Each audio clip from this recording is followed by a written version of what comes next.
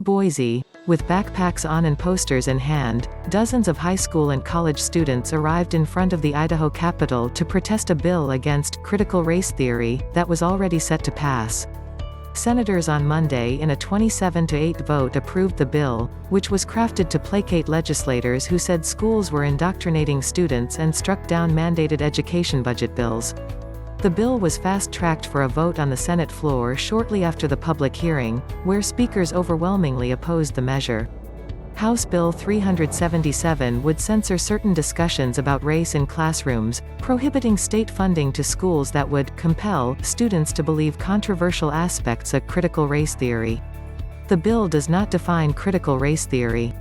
Critical race theory recognizes that racism is not a bygone relic of the past, according to the American Bar Association's website. Instead, it acknowledges that the legacy of slavery, segregation, and the imposition of second-class citizenship on Black Americans and other people of color continue to permeate the social fabric of this nation.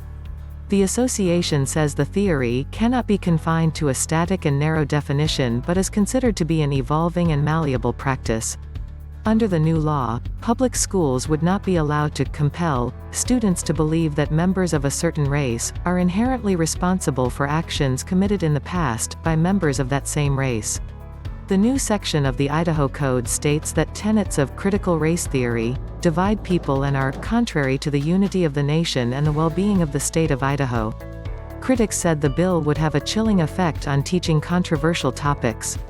Proponents in the Idaho Legislature gave examples of white students feeling uncomfortable about disagreeing with what's being taught. They said it would facilitate freedom of thought.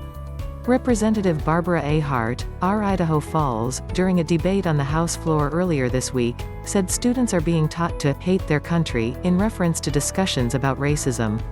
On the Idaho Capitol steps Monday afternoon, Yvonne Shen, 13-year-old organizer of the Asian American Pacific Islander Youth Alliance, said being taught the country's complete history, the good and the bad, is not about self-hatred.